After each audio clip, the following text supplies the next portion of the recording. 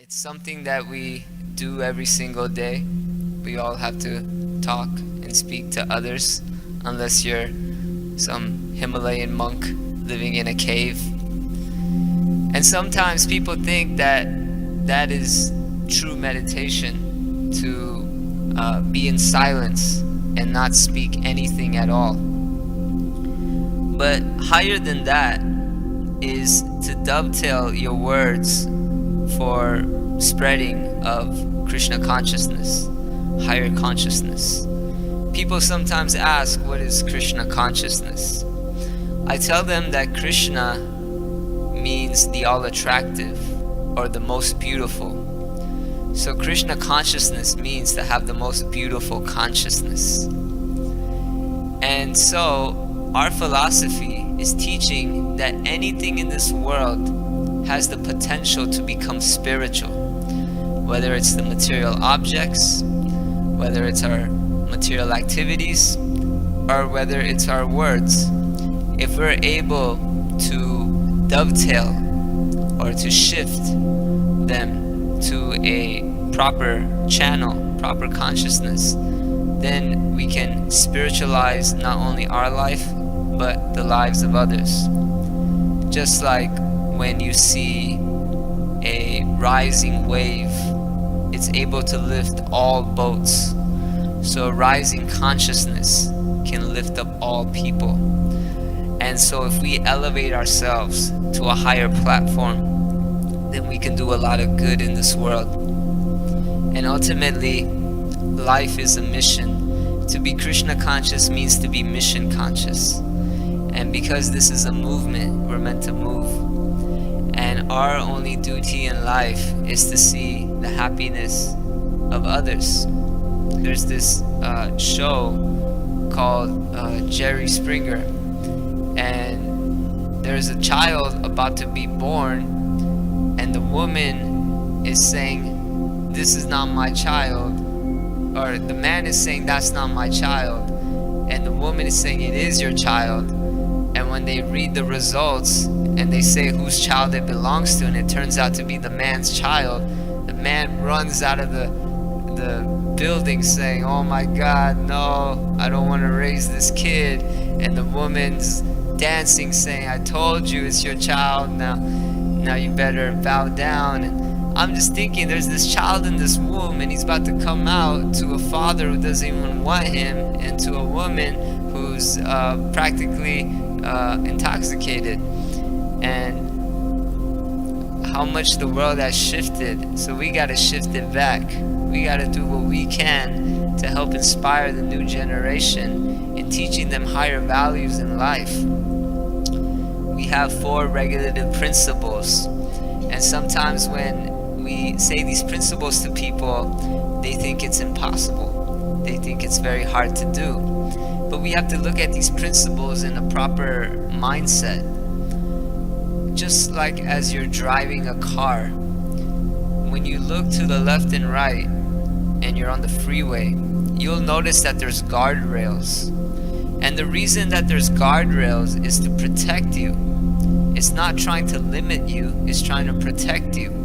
In the same way, these regulations are actually protecting us, because we can see what happens to those who indulge in these illicit activities, that their life becomes very embarrassing, and they become embarrassed and shameful, and they do things that they wish they didn't do.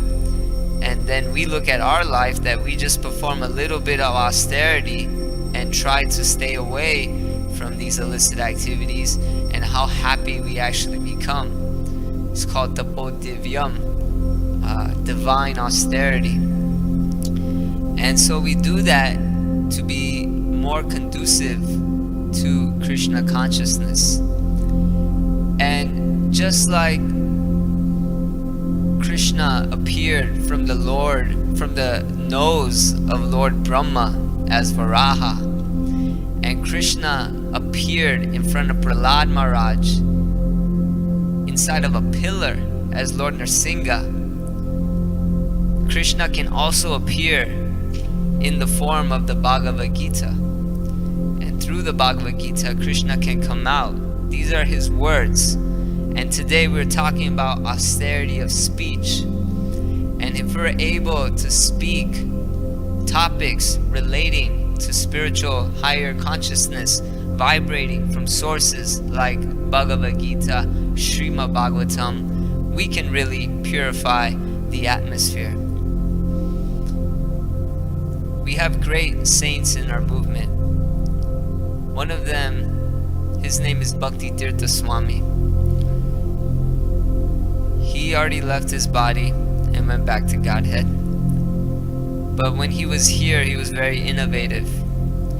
And one day, while being here in LA, he decided to rent a limo. And he rented a limo and he drove to Muhammad Ali's house.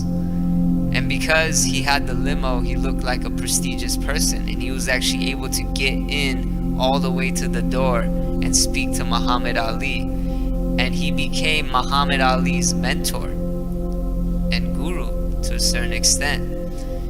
And one of the most popular videos on higher consciousness, higher knowledge, is Muhammad Ali speaking during an interview, talking about how precious time is, that we spend 1/3 of it sleeping in our lives. We spend a majority of it going to school, a majority of it going to work, a majority of it being young and playing, a majority of it being old and not being able to do much, and how valuable time is and how we should utilize that time for spiritual consciousness. And these are pages, and these are words out of Prahlad Maharaj when he spoke this in the Srimad Bhagavatam to his fellow classmates. And to just see the reaction of the audience when Muhammad Ali was speaking these same words, they found it to be very prophetic, very intelligent, very poetic. And that is because he is connecting those words back to its original source, Srimad Bhagavatam, Bhagavad Gita. That anytime we speak from these scriptures, they have a lot of potency and power. So we should make steps, we should make spiritual goals in how we can advance more and more on becoming more intellectual in these understandings. Vidya Vinaya Sampane Brahmane Gavi Hastini Sunichaiva Svapakita Pandita Samadarshinaha. That is true saint sees with equal vision a learned priest, a elephant, a cow, a dog, and a dog eater. This type of compassion is much needed in the world, and people really resonate with these messages. So the more well-versed we become, the more happy we become. There's a true correlation there. And so there's all types of programs that help us in this endeavor. His Grace Vaisheshika Prabhu has a program called CHAD, means chapter a day, where you just read a chapter of Gita every day. And you can just read the bold parts, and you can read a chapter in literally 5 minutes, 10 minutes. It's so powerful. I was reading for a long time chapter 12 every single day, and I was seeing that I could spend these 10 minutes maybe on my phone, I could spend these 10 minutes maybe in my thoughts, or I could spend these 10 minutes really investing these 10 minutes in something useful in my life, to help my life. 1 minute holds unlimited wealth. We should see life in this way. And we try to save our money because we realize that money belongs to Krishna. But money is not the only thing that belongs to Krishna. Krishna also owns time. Time is Krishna's. And so we should also not waste our time, just like we're not wasting our money. We should utilize our time for spiritual progress, spiritual benefit, then life becomes very beautiful. Because happiness only comes from one thing, the attainment of goals. But nowadays everyone is attaining holes in life because they fail to understand the light. And true heroes try to awaken their night. So we try to go out and we try to spread spiritual teaching, spread spiritual knowledge to help people rise up from their lower conditions and come up to a higher condition of true peace, true satisfaction, true bliss, true joy. We make people understand that we have to go beyond the body, we have to go beyond the skin color. We're not really black, white, yellow, brown, whatever other skin colors there are. We're not blue. Maybe there's some other people out there that are blue. We're actually beyond all these externals. We're beyond the nationalities. We're not American, we're not Indian, we're not African, we're not Jamaican, we're not even so-called these religions, these different isms, because ultimately all these religions and isms, they all blend into each other, they all bleed into each other, they all have the same truths and meanings, which is to just love the Supreme. And I often say to people when they come up in a challenging spirit, look, my G is your G and your G is my G, so why all the fighting? Let's just love the Supreme. And we have to go in that direction. We have to really embrace these teachings. And Bhagavad Gita is really teaching that. And we can see that there's a decline right now in this world when it comes to the youth being involved in church, the youth being involved in the temples. They're known as the millennial generation. Millennials are a group of people born after 1982. They're technologically savvy, they're socially advanced to a certain extent, and if you guys want to know the statistics, they make up over 3 billion people in the world, meaning the millennials, those born under 30, are half the world's population. And in 1950, about 2% of America said to themselves, I do not belong in a religious tradition. That number has increased to 20% in our present time. And for those under 30, for the millennials, that number is 35%. And there's a new category emerging called SBNRs, which means spiritual but not religious. And people, young people, they're becoming a little more skeptical with religious institutions, with organized institutions. They are more into just empowering their own teachings, their own beliefs. But they're not afraid to go to different churches and temples to gain wisdom in order to strengthen themselves. So we see this firsthand in the service we perform, which is preaching to the college youth, that these individuals are not interested in dogma, they're not interested in doctrine, but they are interested in service. And it's in service that they find God.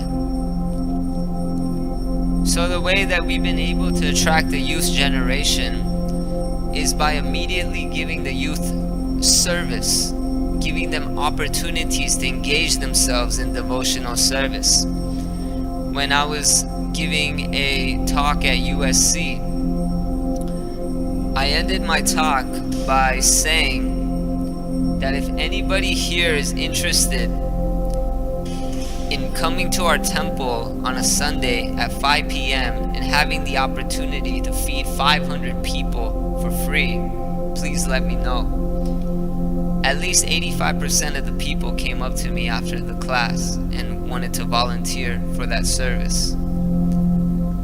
So you can see that people are hungry for purpose, for meaning, for direction, for identity, and we can provide that just with a little intelligence. We also notice that when we conduct different types of programs for the youth, for the millennials, we have one called Mantra House. Let's say somebody comes to the first week's class and they're brand new, they've never been before. We observe them, we treat them, we're personal with them, we build friendships. The second week they come, third week they come, build more and more friendships. By the fourth week, we assign them to a particular service. We say, hey, would you like to volunteer in maybe being at the table and helping out, pass out flyers? Would you like to volunteer maybe serving out the prasadam? Would you like to volunteer maybe helping set up the room, clean up the room? And they all say yes, and they're all there on time, and they're all engaged right away. So it's a very amazing way to really connect with the youth and to bring them up to a higher state of consciousness. And it's wonderful to see this. They're so enlivened to have this new sense of community, new sense of belonging, new sense of friendship. And our philosophy is friendship before philosophy. We have to really connect with people in a loving exchange. Rupa Goswami says that there's 6 exchanges of love between devotees, and they're so wonderful, they're so simple. The first 2 I love. You give food to people, prasadam, and you accept prasadam, and that's so nice. And then you give gifts to people and you accept gifts. Recently we had a new member in our ashram, and I was assigned a task to hang out with him every day, and we really built a friendship. And one day I was feeling cold, so he went out and came back and bought me this brand new jacket. And then I gave him some of my jackets as well, because he really likes the color black, and I had this really cool black jacket and I wanted him to have it. And then he buys this keychain from Hollywood, and it says best friend, and he gives it to me. And he had a matching one as well, and now we both have those keychains on our keys. And like that, we're just giving gifts. We're seeing that the love is increasing. So we offer prasadam, accept prasadam, give gifts, accept gifts, and then we also reveal our minds to people, really tell them what's going on inside of my head, and become more open and receptive. And we also inquire submissively, ask questions to the person. We get to learn more about the person. These are all very powerful, loving exchanges. Because the generation that we're living in is the social media generation, the selfie generation, where most people are spending their lives and wasting their times on social media and technology, and they're replacing meaningful relationships with likes and shares, and it's causing a big mental anxiety in people's minds. And what they're missing out on is personal relationships, meaningful relationships. So as Krishna conscious devotees, as representatives of the Supreme, we can offer this to them, and they can experience a very wonderful life. It's the same life I experienced when I first came to Krishna consciousness, seeing this personalism element, seeing how people are so loving and affectionate and caring and want to help and want to see me do better. That is something that is missing in this world that we live in today, in the society we live in today. And as part of the Krishna conscious members of this society, we can provide that and make the other societies better. So let's do that. Let's try to study these books, have the right type of austerity in our speech, have the right words, influence people in a better way, in a higher way, and progress further and further, wider and wider, as far as we can go. the verse again that we've been quoting from today is talking about austerity in speech, and we should speak words that are truthful, pleasing, beneficial, and not agitating to others. And this could be difficult because if somebody is doing something wrong, somebody is not acting properly, immediately we want to correct that person. But it's all about finesse. You have to have the right finesse. You have to be more understanding about how is it that I can influence this person without appearing angry, without appearing orderly, really inspiring instead. We don't want to fry people out. We want to inspire them out. We want to see people grow. We want to see people rise. And so we can really do that by quoting back to the different verses of the Bhagavad Gita. And so this is the power of the Bhagavad Gita, and this is the power of Srila Prabhupada, who has given us these nice translations in order to transform people's lives. Such a beneficial movement that we're in. So, buddy, how do you like being here? Yeah, what do you like about being here the most?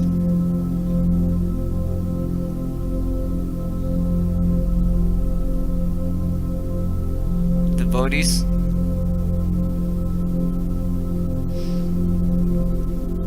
What is it about the devotees that are different? They're inspiring. Wow. Yeah, they are inspiring. They're all like superheroes. They're all trying to save others, trying to help others, trying to do the best that they can. It's so sweet. I'm actually about to go to India in a week or so. I'm gonna go to this place called Mayapur. And before I go to Mayapur, I'll be going to a place called Vrindavan, birthplace of Krishna. And before I go to Vrindavan, I'll be going to Chopati, where they have an amazing congregation there. And every time I go to India, especially going to the festivals in Mayapur, it's not just 20 devotees, it's not 200 devotees, it's not even 2,000 devotees. We have 20, 30, 40,000 devotees from all over the world with such inspiring qualities coming together in a place as holy and sacred as Mayapur to celebrate the glories of our predecessor acharyas, to celebrate the glories of Sri Chaitanya Mahaprabhu, and celebrate and dance and feast and chant, and so enlivening, so inspiring. And I remember the first time that I went, after I came back, I was writing a journal entry, just reflecting on how happy I was to visit Mayapur. And I was seeing what was it that made me so happy to visit Mayapur, and it was the devotees. I was just listing different devotees' names and what one quality about them that I appreciated so much. So they say that temples are just bricks. It's the devotees that make it holy. And if you go to the Ganga River, and if you simply bathe but do not inquire from a sage, then that venture was wasteless, or it was useless. So it's the devotees that purify the world, the atmosphere. They're living and breathing Krishna's words. They have the austerity of speech. They're truthful, they're pleasing, they're beneficial. Pleasing, priya. Priya means beneficial, or pleasing, I mean. They're very pleasing. They're desire trees. And they fulfill all desires. And I can see that I feel like I'm in high school again. And I'm hanging out finally with the cool kids. You know, in high school you have all these groups. You got the jocks, the nerds, you got the cool kids. Now seeing this world as a high school, I'm hanging out with the devotees, and I feel like I'm hanging out with the cool kids. Because devotees are the coolest. They have a cool head, they have a warm heart, and their soul is on fire, and they're able to purify others. And it's so inspiring to see, so elevating to see. How long have you been coming here now, buddy? 2 years. Wow, that's great. And you've been reading Bhagavad Gita time to time? Nice. What's something mentioned in the Bhagavad Gita that really stands out for you?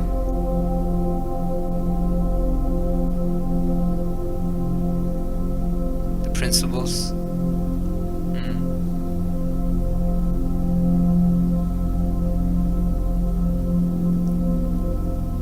Purports. Yeah, they say that Srimad Bhagavatam is mango. It's like a mango, and Srila Prabhupada's purports are like mango juice. It's even more relishable. Nectar. Yeah, and it's important to meditate on the purports, and it's also important to meditate on Srila Prabhupada writing the purports, because he was doing that at 1 in the morning, 12 in the morning, his ecstatic moments, his moments of ecstasy, waking up in the middle of the night just to give us this so we can make our lives better. I asked one of the new bhaktas, why did you come to this ashram? Why did you come to this temple? Why do you want to live and practice this lifestyle? And he said, because I want to do something good in the world. And this is what we're providing. There's so many different programs out there that try to do good in the world. There's all these movements teaching about protecting animals and not killing animals. There's all these movements telling people to not take drugs, DARE program. There's all these movements teaching people about HIV, viruses, and abstaining. There's all these movements teaching people about alcoholism and intoxications, AA. And Krishna consciousness is the one movement that fulfills all movements, because by coming and applying these spiritual teachings, you automatically are able to make your life very glorious, very happy. But we will not be happy unless we are fulfilling those goals and we are continuously growing in this movement. It's not that we just come here and now we found everything. We have to continuously grow. We have to continuously aspire, achieve, to get bigger, get better, get stronger, so we can become stronger for Srila Prabhupada. We can do good for this world. We can do good for this mission. And so having goals will make you become like gold. You will feel golden, and like that we can live a very peaceful, happy, blissful life.